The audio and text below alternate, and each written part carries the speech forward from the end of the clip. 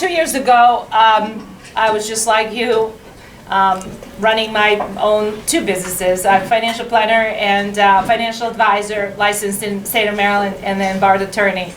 And I was teaching as an adjunct professor of law and economics at the United States Naval Academy for the past 7 years, just quietly doing my own thing. And then on June 5th, 2020, I received this letter from my public school superintendent in my own county, inviting children to march with her and to support Black Lives Matter organization. Many of you here know that I am Ukrainian, Serbian, Jewish Christian, and #1 American. So, I mean, I am a mix of all of these things and all of these nations. My grandmother was from Odessa, escaped from Buchenwald concentration camp, and the graveyard is right now being bombed from the entire family line. There's no one left. There's no one who survived. As a matter of fact, after World War II, she went to try to find somebody there, and she found her own gravestone. So that should tell you that pogrom was something that should have never happened. Nowadays, we're witnessing something very, very eerie. The issues are more complex than you can think of. In 1999, I was in shelters, just like many Ukrainians are today. I was bombed by NATO and the United States Air Force for 3 months straight. And I can tell you that what I'm seeing on the news happening to Ukrainians is nothing what was going on when I was there. In Serbia, in Yugoslavia, and that was NATO, and that was the United States. And that was a first-scale bombardment 3 months straight. So there's a much deeper, much more serious geopolitical struggle that's been going on. But portion of that struggle is overflowing into our communities and into the schools. And in one word, if I can explain what that is, it's called communism. Communism is in Maryland, and it's marching through your communities, and it's marching through the school system. Everything that Black Lives Matter organization posted on their website is actually accurate. What they're doing and what their mission is reflected in your classrooms today. Destroying family unit, destroying common sense, destroying the country is what Communist Manifesto stands for. 1848, Karl Marx and Friedrich Engels wrote that small little piece of document that specifically itemizes the proletariat, which is supposed to be called the working class, and the bourgeoisie, which was supposed to be the rich. But that was at the time of the capitalism and industrial revolution all over the place, including the United States. But one of the things that they wanted to do is to divide the globe into those two spheres, where the workers are ultimately going to take over. This was their utopian ideology, meaning the bottom line, what's been going on is abolition of existence of a national identity, country itself, hence the open borders. Everything that's happening to you has been prescribed in the Communist Manifesto. But how many people have read it? Raise your hand if you read Communist Manifesto. 2, 3, 4, 5. Full class. This is your class. Full room and 5 people. The issue is so deeper. The idea that stands behind this communist utopia is abolition of private property. So you can't have private property. Everything is part of this community property. If you go back to the Board of Education and teachers' manuals, something that they're being trained on, like right now, you can find slides that I've seen in many counties, and it's published through the Maryland State Board of Education, that shows individualism on one side and collectivism on another side. My own superintendent doesn't know the difference and cannot tell you Merriam-Webster's dictionary's definition of what collectivism is.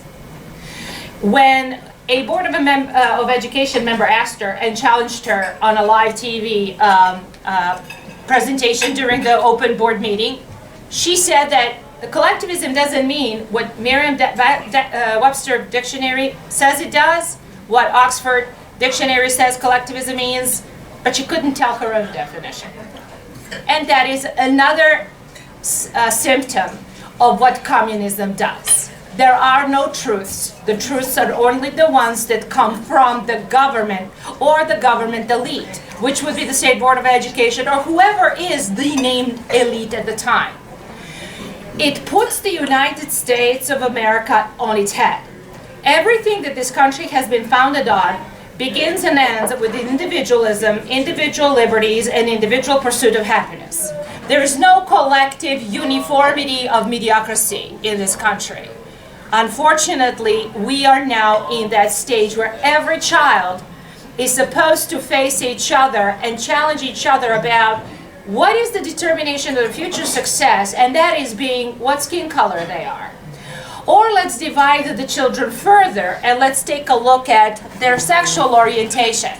Maryland State Legislature had issued these kind of publications that specifically depict sexual explicit material to children, and the only reason it passes and it's in your libraries is because it's in a cartoon and not the real human thing.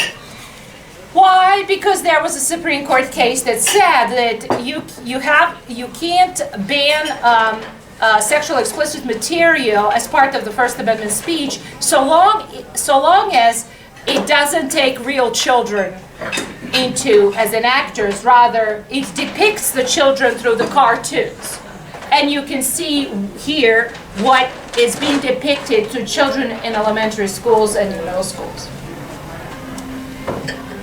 This is not something that Russian children learn, I can tell you that they're not learning this. Yeah. For sure. Yeah. And neither Chinese, right? You're Chinese, Yes. they're not learning this.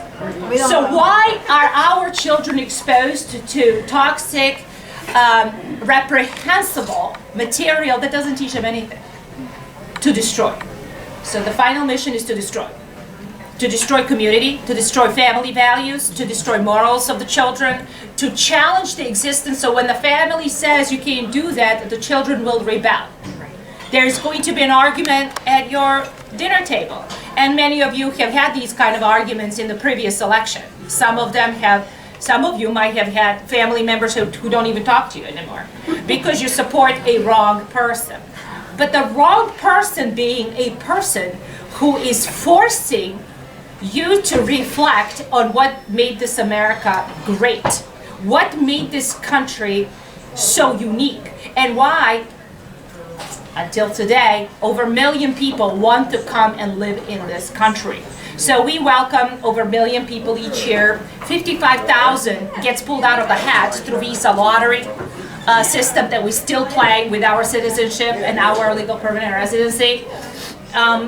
So it is, we are, everything they tell you are is not true, it's the opposite.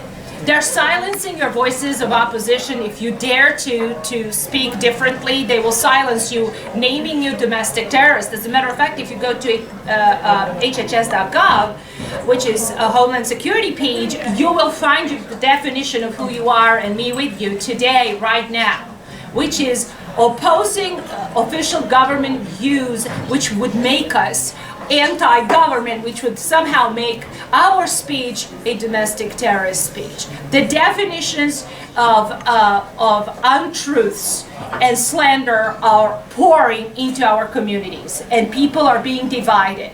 First on a race, now on a gender and sexual orientation. I don't believe this is the way we want to go in the future. So 2 years ago, those who don't know what I've done, I organized my county, and within 3 months on a write-in ballot, because we were way behind the curve, our candidates didn't even make it to the ballot. While other people were throwing the mailing ballots and absentee ballots for the candidates that were already listed, I was trying to run a campaign for candidates that were not on the ballot. We were asking community to write their names on the ballot. And we made history. 2020 was the year where Queen Anne's County became his first county in history of state of Maryland that gained over 12,000 people writing our candidates in and taking down the Board of Education and those who consistently voted to keep the schools shut or to promote division in schools. But one of the problematic things that I found were that those people were Republicans. So I realized that this is the fight not between Democrats and Republicans, but the fight between patriots and those who want to live in communist, socialist, utopian country. We are fighting the forces of evil. They want to cancel you, they want to silence you, and they want to slander you.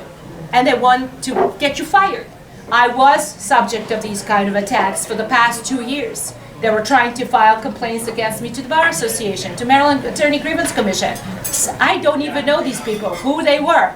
But yet they went behind my back without courage to put their name on the hated mails, hateful emails, threatening stuff. I had over 8 criminal harassment charges against particular people who I don't even know state's attorney was getting involved in this. So living in fear is what they want everyone to be. Everyone needs to live in fear because if you dare to speak up, they'll go after you. So how do we fight it? Well, the old-fashioned way, I guess, by speaking louder, being bolder, and not being scared. I can tell you that from 2 years ago, people would come to the meetings like this, and they would go back and still be scared. Now I see county after county after county. 2 years of me speaking, you've got to fight for your country. You can't let it fall apart. We are witnessing globally scale of elitism on the West and the Russian elitism on the East, and those global oligarchs are fighting amongst each other who's going to have supremacy while the people, normal, ordinary people, are suffering. We're not in Europe, we're here, and we need to take care of our own communities first, which means boils back to what we need to do. Every single county needs to have brave patriots and put their names on every single open position, every single seat, House of Delegates, local county commissioner, county city council, county council, board of education, board of development, board of whatever the board there is in a county. You want to be there. You want to challenge whoever has been there before, especially the local board of elections. Election integrity is going to be important. Right now, we're witnessing FBI agents and special counsel finding irregularities in Wisconsin. As a matter of fact, I just saw a text message from Liz Harrington, former President Trump's spokesperson, saying that there was 100% Democrat vote in many senior communities in Wisconsin. They could not verify the signatures. So we need to go back to make sure that if you're going to run for some board, make sure you're at the Board of Elections and you know who is counting the ballots, because we want transparency. So everything we want is nothing radical.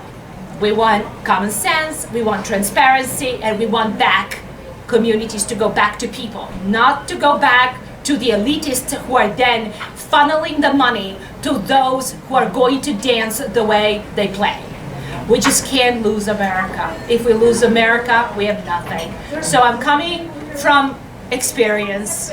I came as an economist to America. I became an attorney here. I pledged allegiance to the flag twice. Once when I became U.S. citizen, and once when I swore the oath to uphold the Constitution. Both times it was a big deal for me, and it's a serious business for all of us. I'm running with Dan Cox as his lieutenant governor, and I believe our message of restoring freedom should resonate with not just the Republicans, not just the independents, but any freedom-loving American, because it's nothing special, but yet it is. It's our own freedom. Thank you so much for having me. I will open the floor for questions, and I would specifically answer direct questions for those candidates who are running.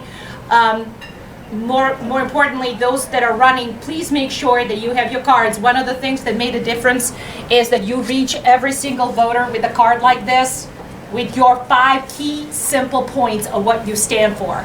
For an example, for us, it was reopen schools, no CRT, school choice. Here, Dan Cox and I are running on parental rights, no mask or vaccine mandates, another common sense. You can't have a government jabbing you with anything without your permission. You can't be coerced to receive medical experimental treatment, no matter what it is. Even if the treatment would save your life, if you don't want it, you don't want it. And nobody should be entitled or allowed to force a jab or threaten you with your livelihood, i.e. jobs. Yesterday, 2 days ago, 48 hours, it's one big blur, I'm everywhere. I was with the first responders, and it was a full room in Montgomery County. Most of them are facing termination. Those are the people who you call when your house is burning down, and those are the people who ran to save you when COVID was raging, with COVID, without COVID. Those were the people who were first responders and police officers. They're all facing termination because of job or jab, denial of religious exemptions, and so forth. Again, that is not America. You have natural right to receive or reject or refuse to receive treatment, and you gotta stay firm in asserting those rights, because if you give it away, it's our own fault.